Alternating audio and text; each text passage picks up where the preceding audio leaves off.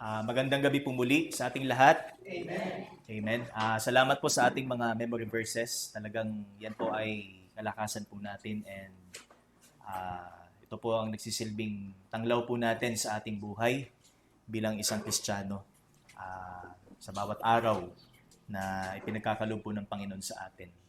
So talagang every text, bawat talata ay totoo, bawat talata ay buhay, bawat talata is, naalala ko yung exhortation ni Pastor Marlon nung last time, Hebrews chapter 4 verse 12, that the Word of God penetrates and also it evaluates.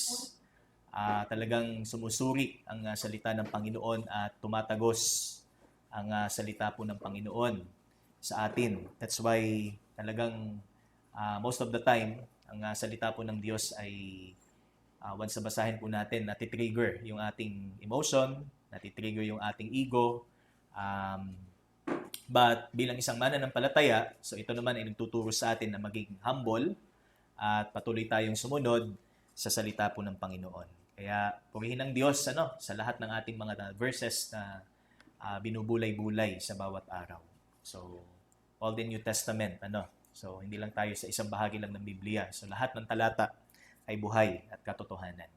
Okay? Purihin po ang Panginoon at ngayon po mga kapatid ay dadako po tayo sa ating exhortation at bilang panghuling topic po natin or installment about our theme sa nakaraan po nating anniversary which is by faith ay tayo po ay pupunta ho sa 1 Kings.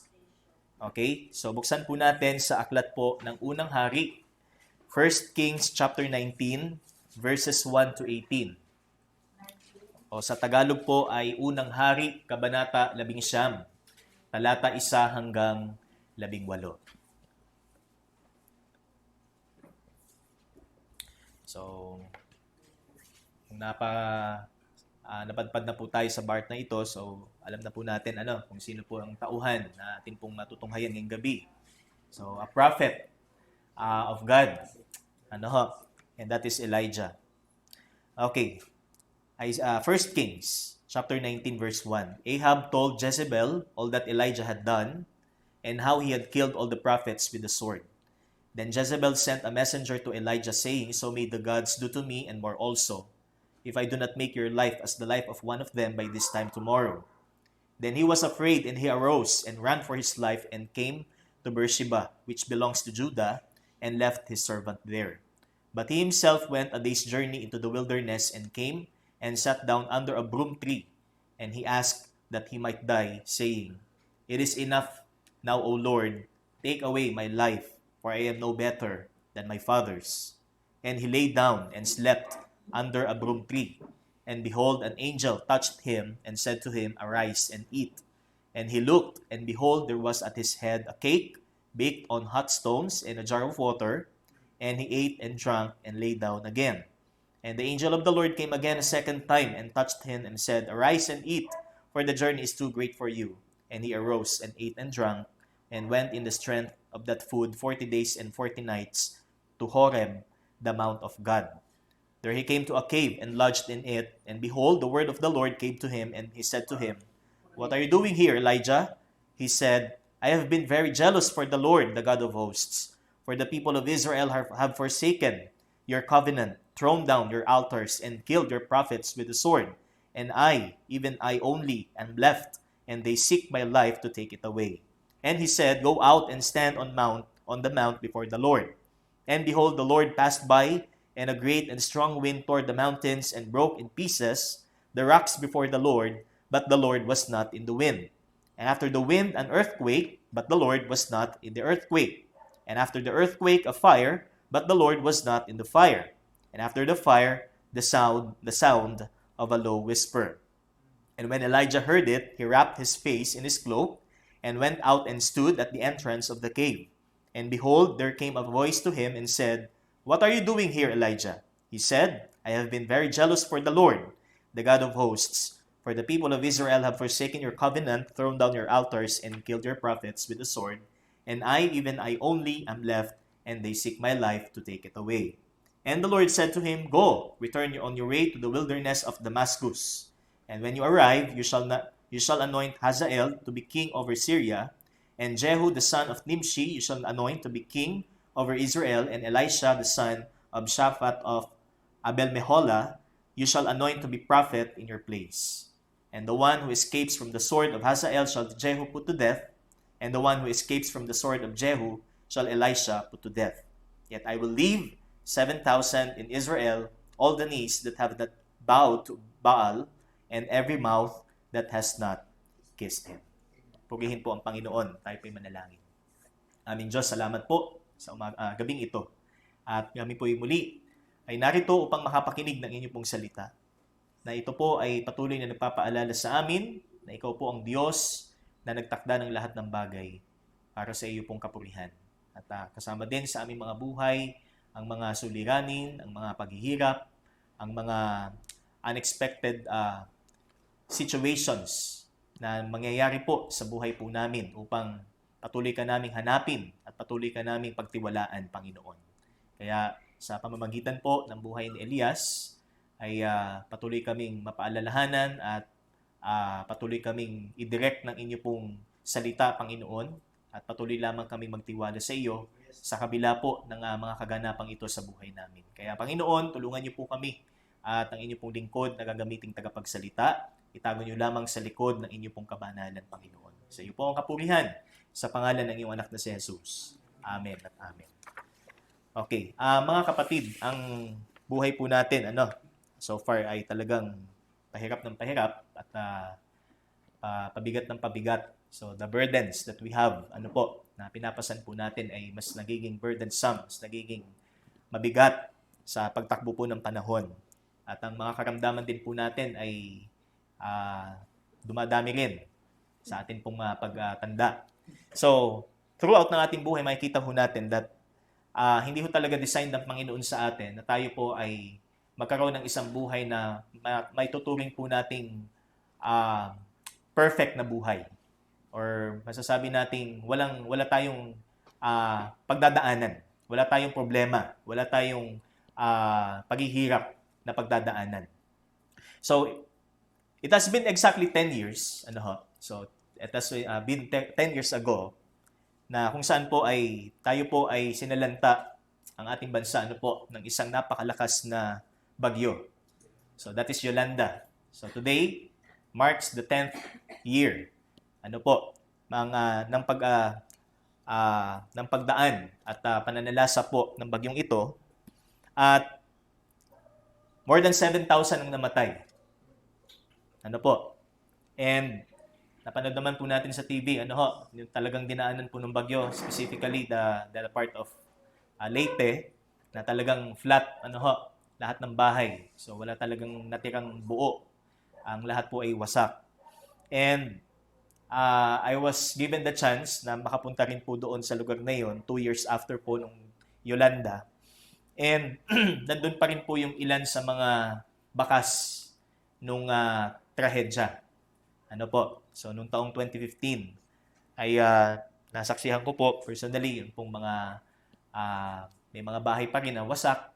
Tapos yung mga bahay po doon ay talagang may mga nakasulat pa na help, may mga nakasulat pa na we need food. So talagang nandun pa rin yung mga palatandaan na talagang meron pong trahedyang dumaan sa lugar po na yon. And bukod pa doon ay ang mga kwento po ng mga taong nakaranas nung dilubyo, nung bagyo. So meron pong nawalan ng kamag-anak na hindi lamang isa o dalawa, kundi 15. So halos naubos po ang kanilang pamilya dahil po sa bagyo pong iyon. And tunay po na ito po ay isang larawan ng kawalan ng pag-asa, discouragement, pain. Talagang itong isang trahedyang ito ay once na mangyari po sa buhay ng isang tao, ay talagang masasabi niyang tila bagay walang Diyos na nasa likod niya. Walang Diyos na nagkokontrol. Pero we know that lahat ng ito ay may dahilan at ang lahat ng yan ay nakapaloob pa rin sa kapangyarihan po ng ating Panginoon. So, that picture is may halitulad din po natin sa buhay ng isang Kristiyano na bagamat hindi naman siya kasing deadly ho ng bagyong Yolanda, pero masasabi rin natin na parang pumapatay sa atin yung mga discouragements at mga pagsubok na ito sa atin.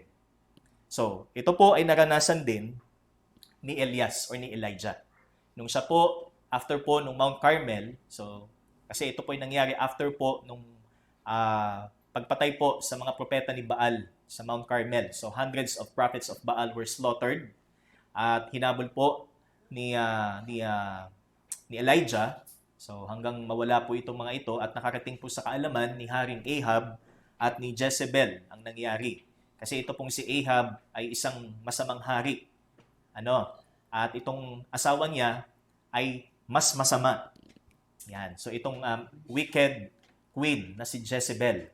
At nung nalaman po ni Jezebel ang nangyari sa Mount Carmel, so siya po ay nagsabi na talagang gagawin niya ang lahat na para mawala o mapatay itong si Elijah.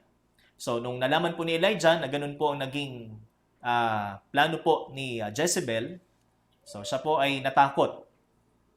So sapagkat nanganganib ang kanyang buhay, kaya siya po ay lumayo at siya po ay pumunta sa isang lugar na alam niyang hindi na maaabot pa ni Jezebel.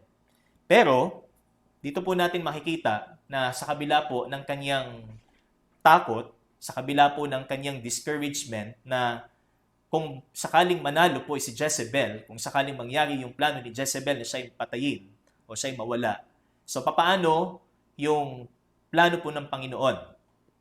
Papaano yung preservation ng Panginoon sa Israel? Sapagkat siya'y isang bayang pinili ng Panginoon. So papaano yung mga Israelites, papaano sila matuturn? Sabi nga, mula sa kanilang idolatry, mula sa kanilang kasalanan. Kaya ang concern po dito ni Elijah, so doon po sa ating binasa kanina, is that he has been jealous for the Lord. So hindi siya nagseselos sa kanyang sarili, kundi siya yung nagseselos, which is a righteous jealousy, sapagkat ang mga Israelites ay nandun pa rin sa idolatry. At tila baga, para sa kanya, siya na lang yung nag-iisang tumitindig para sa Panginoon, na kung saan nangyari nga doon po sa Mount Carmel. Kasi one versus, sabi nga, everyone ang nangyari po doon. So siya yung nag-iisa lamang at nagpababa ang Panginoon ng apoy at nakilala po ang Diyos bilang Panginoon. Di ba? As compared po doon sa mga Baal followers, na sila po ay nagkaroon na ng samot-saring ceremonies and rituals, pero wala pong Baal na sumagot at wala pong Baal na nagpababa ng apoy. Kaya nga, kinutya pa nga ni Elijah, itong mga propeta ni Baal, laksan pa ninyo. Baka't natutulog ang inyong Diyos. Di ba? So, ibig sabihin, nandun talaga yung faithfulness ni Elijah na talagang ipakilala sa kanila kung sino ang tunay na Diyos. Subalit, dito po natin makikita sa ating binasa na kahit ganun po ang nangyari at si Elijah po ay ginamit ng Panginoon, nandun pa rin na siya ho ay hindi ho perpektong tao. Nandun pa rin yung kanyang weakness, yung kanyang kahinaan, kung paano niya hinarap yung panganib na nakaamba sa kanya, which is yung banta sa kanyang buhay. Kaya, after his feat of seizing and slaughtering the hundreds of prophets of Baal is fear for his life, knowing that he is the only one left standing for God. So sa kanyang kaisipan, ano ang magiging future ng Israel kung manalo si Jezebel? What would be the future of Israel if Jezebel won? At kung ano din po ang kahinatnan ng kanyang commission, ng kanyang ministry bilang isang propeta. Di ba? Kaya, kumbaga, considered po na itong worry po ni Elijah is righteous. Valid, reasonable ang kanyang katuwiran kung bakit siya nangangamba sa kanyang sarili. Sa pag-aakala niya na siya na lang ang nag-iisa, na tila baga para sa kanya, it's total devastation kung siya pa ay mamatay din. But, ano po ang ginawa ng Panginoon sa sitwasyong ito ni Elijah? So ito po yung ating makikita dito sa ating exhortation. So that is entitled From Devastation to Deliverance. So mula sa pakiramdam na siya'y devastated dahil dun sa threat, doon sa pakiramdam niyang siya'y nag-iisa lang na tumitindig para sa Panginoon, pero nandun pa rin yung provision ng Diyos, nandun pa rin yung direction ng Panginoon sa kanya na hindi siya dapat mangamba at magstay doon sa kanyang anxiety na siya ay mamatay doon sa kanyang kalagayan. Kaya makikita din po natin kung ano po ang ginawa ng Panginoon bilang tugon sa discouragement ni Elijah. So we have 3 things. Meron po tayong 3 mahalagang katotohanan to reflect on dito po sa passage na ito. So from verse 4, so tingnan po natin sa verse 4 po, dito po sa ating passage, ano pong sabi niya? But he himself went a day's journey into the wilderness and came and sat down under a broom tree. And he asked that he might die, saying, It is enough now, O Lord. It is enough. He said, O Lord, take away my life, for I am no better than my fathers. So, sa kaisipan po ni Elijah, para sa kanya, siya isang malaking disappointment dahil baka doon sa paraang iyon, siya matapos. Kaya sabi niya, It is enough, take away my life, O Lord. So dito natin makikita yung human side po ni Elijah, na siya ho ay nakaramdam talaga ng discouragement, despair sa kanyang buhay bilang isang propeta, bilang isang lingkod ng Panginoon. So bagamat ang situation po dito, it's because of feeling that siya na lang. Wala siyang kasama eh. 'Di ba? So yun po yung isang bagay na minsan na nagdadala po sa atin ng takot, nagdadala sa atin ng anxiety. Magtutuloy pa ba ako? Pagpapatuloy ko ba? 'Di ba? Kasi let's say for example sa ating tahanan, nag-iisa lang tayo na tumitindig sa katotohanan ng salita ng Panginoon, and lahat ng kasama natin sa loob ng tahanan ay pawang hindi naniniwala sa atin. So anong ating iisipin? Panginoon, ano po kaya ang mangyayari sa akin? 'Di ba? Ako'y nag-iisa lamang, samantalang sila'y napakarami. Anong aking gagawin? Titiklop na lang ba ako sa kanila? Dahil sa kanilang bilang? Dahil sa kanilang impluwensya? So ganun ba ang tamang response, mga kapatid? Kaya ang una dapat nating alalahanin upang hindi tayo manatiling discouraged sa buhay nating ito, sa mga pinagdadaanan po natin, is first, by reflecting God's provisions. So ang alalahanin natin that our God is a God that provides, that supplies all, sabi nga, our needs. So remember in Philippians 4:19, ano pong sabi ni Paul? But my God, sabi nga, ang aking Diyos shall supply all your needs according to His riches and glory. So, knowing that God provides. So, that is the first reflection na dapat nating gawin sa panahon po ng discouragement or devastation. So, first, ano pong ginawa dito ni Elijah? Bukod sa sinabi niya sa Panginoon, kunin niyo na po ang aking buhay. Panginoon, hindi ko na po kaya.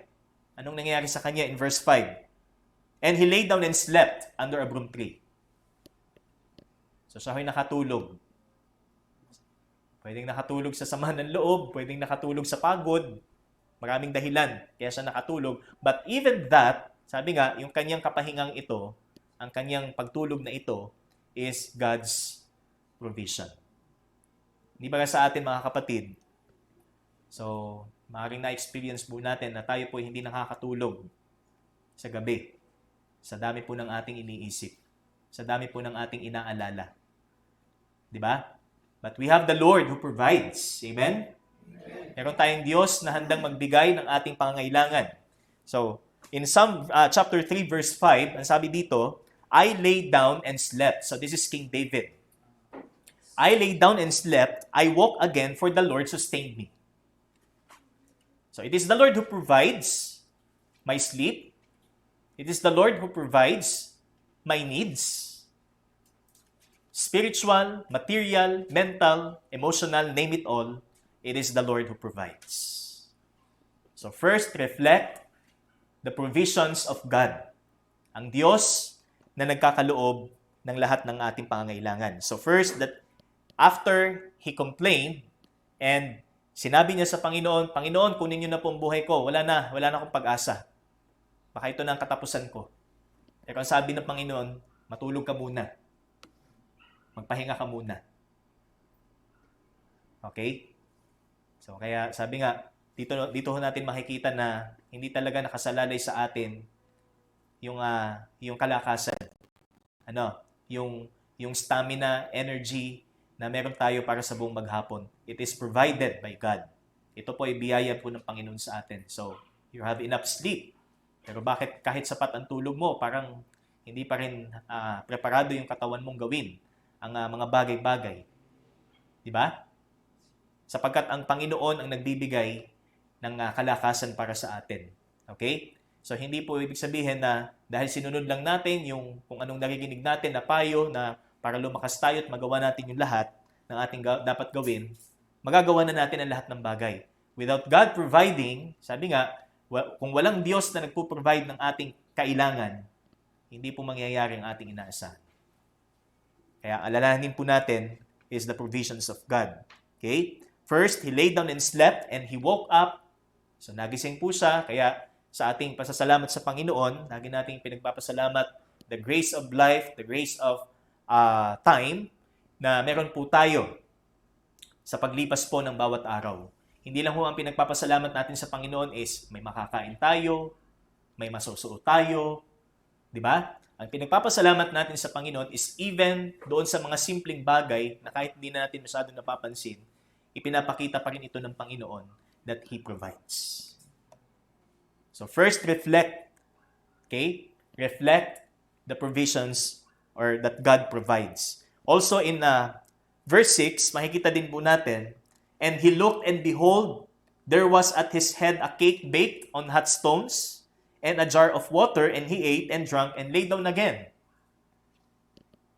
Napansin niyo po mga kapatid, si Elijah, sa kabila ng kanyang disappointment or discouragement, so pinagpahinga siya ng Panginoon, nagpadala ang Panginoon ng messenger, angel, para gisingin siya. Elijah, gising na, kakain ka na. Ano sabi dito? So, bumangon siya, kumain. And then, natulog uli siya. Okay? So, not only that he lay down and slept, God also provided him with food enough. Sabi nga, kasi may plano po ang Diyos sa kanya. Hindi ho nagtatapos sa discouragement yung commission o yung ministry ni Elijah.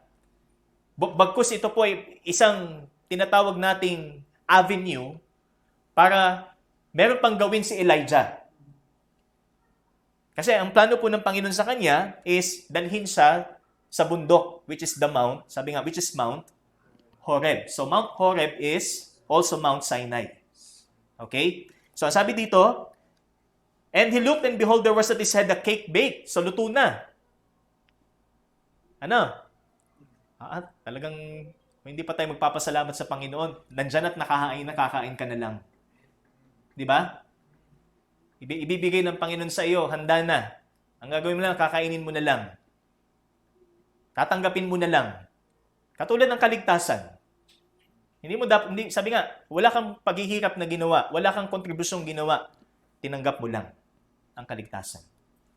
So ito yung provision. Ito yung idea nung provision na makikita natin dito. And the angel of the Lord came again, and a second time, and touched him and said, arise and eat, for the journey is too great for you. So malayo pa ang iyong pupuntahan. So kasi first, tumakas siya eh. Tumakas siya para hindi siya makita ni Jezebel.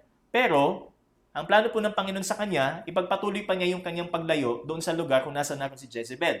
At dito po siya dinala sa Horeb. So, kung titingnan po natin siya sa map, So, Beersheba po is far south. Doon po sa location kung saan po siya galing, which is Mount Carmel. And yung pong Mount Sinai po is mas timog. So, mas malayo pa. Ibig sabihin, talagang ang plano po ng Panginoon sa kanya is kausapin ito pong si Elijah at katagpuin doon po sa bundok. The same location kung saan po nagpunta si Moses. So, again, brothers and sisters, ang pag-aalala po natin sa katangiang ito ng Diyos ay una pa lamang. Subalit, iba yung kalakasan na po ang idudulot para sa atin. Di po ba? So first, again, is to reflect that God provides. And Matthew chapter 6 verse 25. Ano po sabi dito? Therefore I tell you, do not be anxious about your life, what you will eat, what you will drink, nor about your body, what you will put on. Is not life more than food, and the body more than clothing? Di ba't ang higit na mahalaga sa atin ay yung buhay kumpara sa pagkain at pananamit? So it's a matter of perspective. Again, kung paano po natin tingnan ang pagpapala po ng Panginoon. The mere reason we think more of danger is discouragement is because we think less that God provides. Ang mas iniisip natin is, paano? What if? Okay? What happens next? I'm sabi nga, on the state of despair. So, what's next? So, nandun yung focus natin. Pero, we think less of God that He provides. So, mas nakikita natin yung laki ng problema at yung liit ng kakayanang sagutin ng Panginoon yung ating mga hinaing. But hindi natin, sabi nga, baliktarin. Hindi natin gawin is sabi nga, turn down natin yung mga despair na yan. At ang tingnan natin ay ang Diyos. Ang tingnan natin is the provision. Okay? The grace that comes from God. Okay? So that is the first. Next, sa verse 9 po. So siya po ay dinala po sa Mount Horeb or Mount Sinai, and there he came to a cave and lodged in it, and behold, the word of the Lord came to him, and he said to him, "What are you doing here, Elijah?" So the word of the Lord came to him. He said to him, "What are you doing here, Elijah?" He said, "I have been very jealous for the Lord, the God of hosts, for the people of Israel have forsaken your covenant, thrown down your altars, and killed your prophets with the sword, and even I only am left, and they seek my life to take it away." So ano po sabi ng word of the Lord? This is actually, I believe na ito po ay ang Panginoong Jesus. Sa kanyang pre-incarnate appearance. Kasi, pag binasa po natin the Old Testament, the angel of the Lord, the word of the Lord. So this is one of the titles na tinutukoy po is ang Panginoon in His pre-incarnate state. So sabi dito, sinabi ng Panginoon, "Go out and stand on the mount before the Lord." So bukod sa magkaroon tayo ng reflection about the provision of God, also, we should recall who God is. Magbalik tanaw tayo, sino bang Diyos? Recall who God is. So the personality of God, the character of God, the nature of God, di ba? Isa din yan sa paraan, isa din yan sa daan upang hindi tayo devastated sa buhay. Mas makilala natin ang Diyos ayon sa kanyang salita. Kaya sabi dito, the word of the Lord came to him. Okay? And he said, "I have been very jealous for the Lord." So dito po makikita natin that Elijah knew the Lord. He knew the Lord. He has been, sabi nga, jealous for the Lord. Because he knew that the Lord is jealous to those who worship other gods. Alam niya na ang Diyos ay Diyos na mapanibughuin. Di po ba sa Ten Commandments? I am the Lord, and there's no other besides me. Di ba? To whom you will liken me?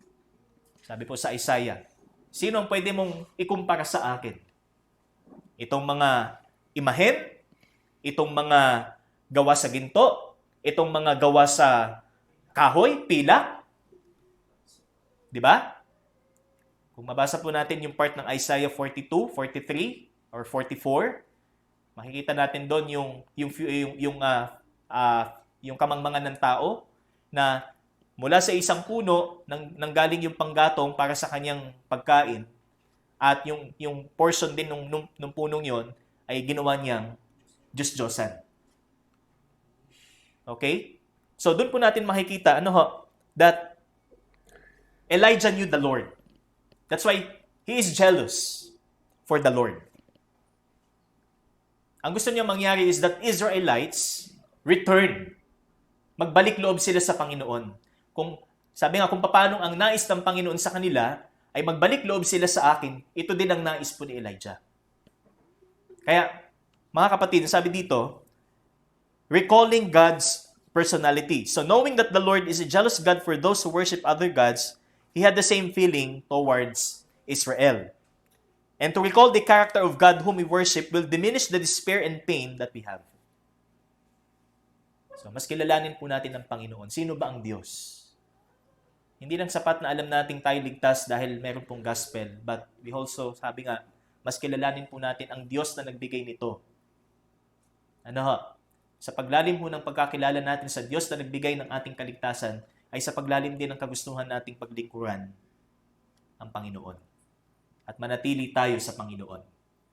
Amen? So ito po, mga kapatid, ang isang katotohanan pa. Gaano natin kagustong kilalanin pa ang Panginoon sa ating buhay?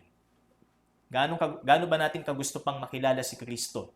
Sabi nga, bilang Panginoon tagapagligtas, ang Diyos, ang Amang nasa langit, gaano natin siya gustong makilala?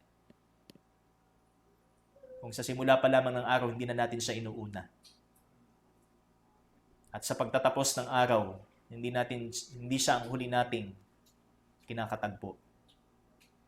Ano ang una mong hinahawakan at ano ang huli mong hinahawakan sa isang araw? Ano ang una mong hinahanap at ang huli mong ginagawa sa loob ng isang araw? So mga kapatid, kung dito pa lamang, sabi nga, we fail to know more of God, who He is.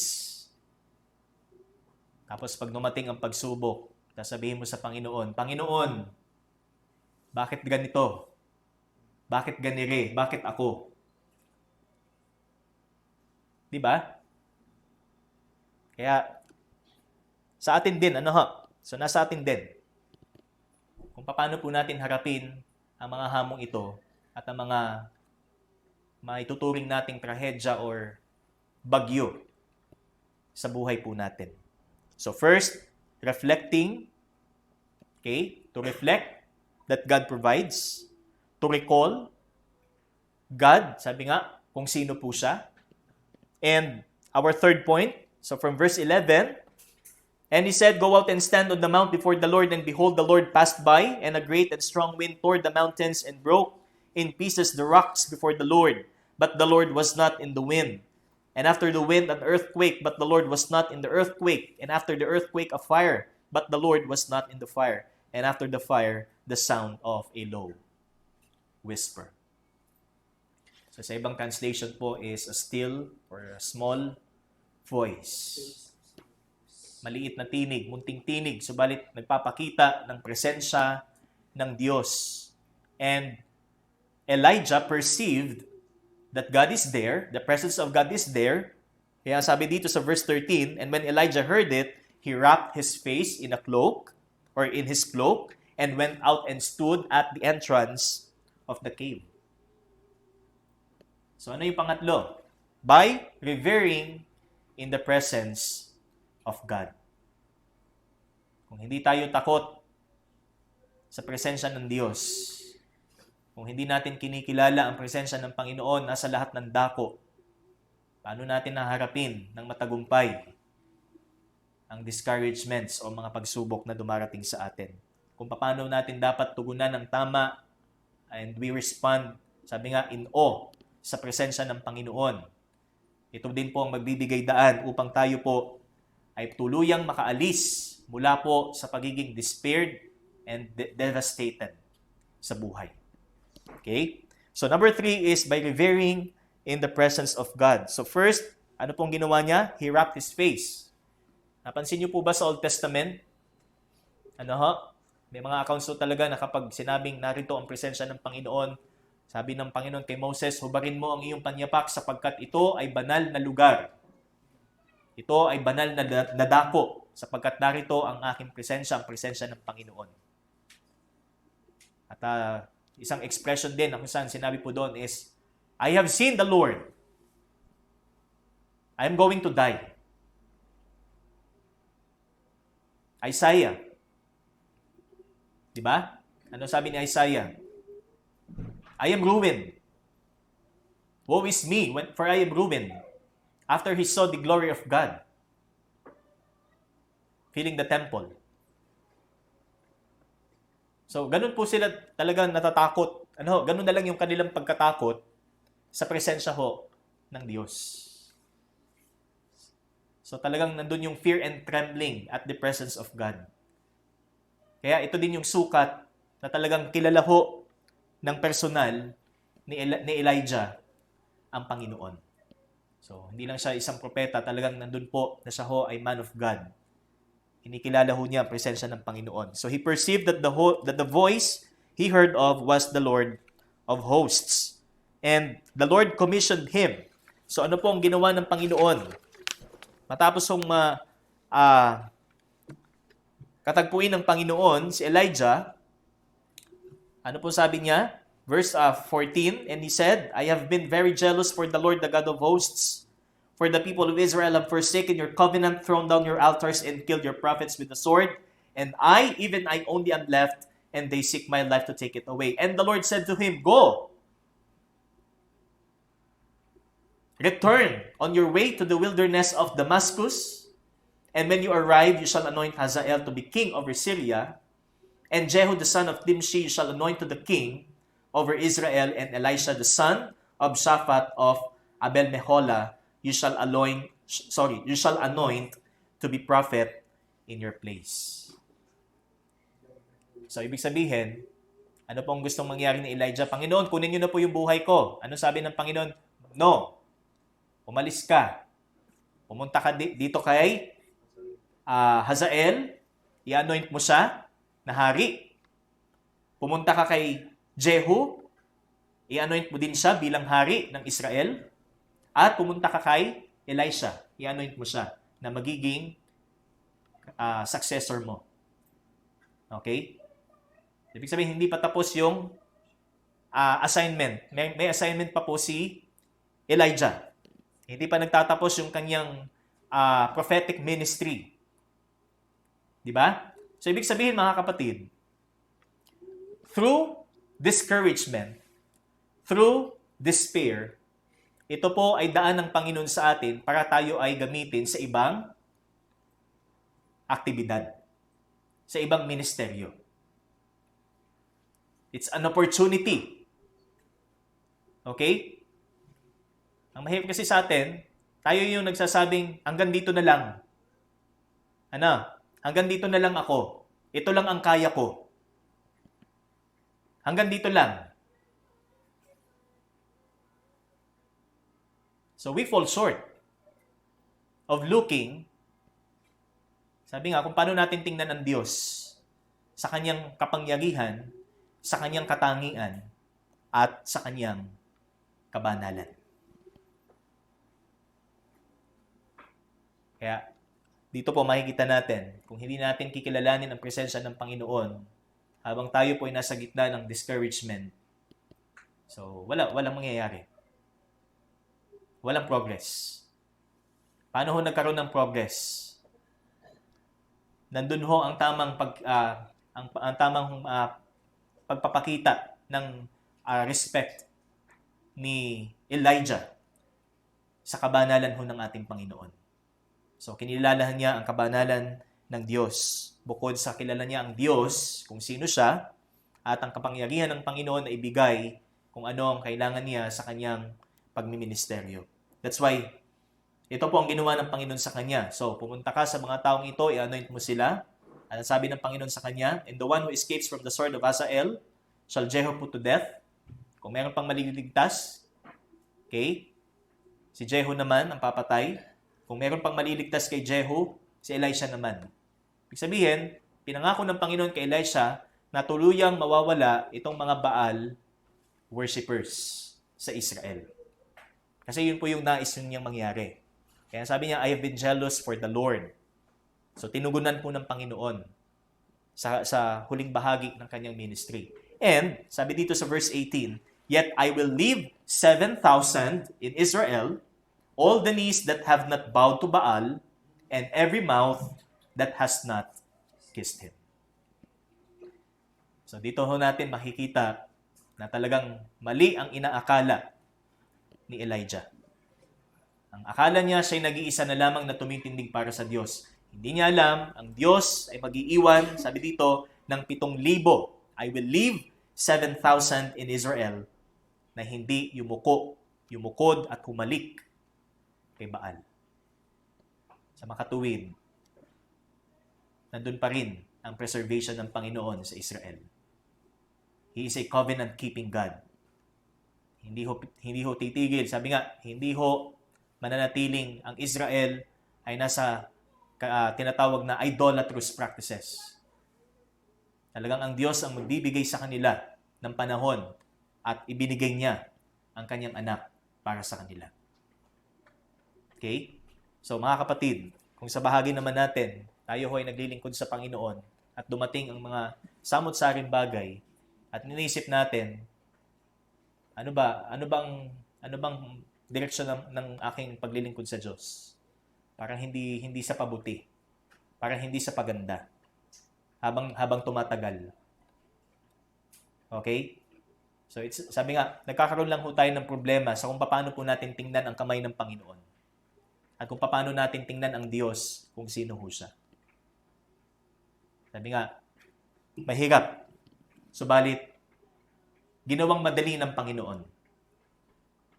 Ano lang ang dapat nating gawin? Manalangin. Kung paano lumapit si Elijah, bagamat siya'y nagreklamo, lumapit siya sa panalangin. Lumapit siya ng mayroong kababaan sa presensya ng Diyos at pagkatakot sa presensya ng Diyos. So, ganun din mga kapatid, ang makikita ho natin sa buhay po ni Elijah. So, the more surprising is kung paano po tinugunan ng Panginoon ang kahilingan ni Elijah na kunin na ang kanyang buhay.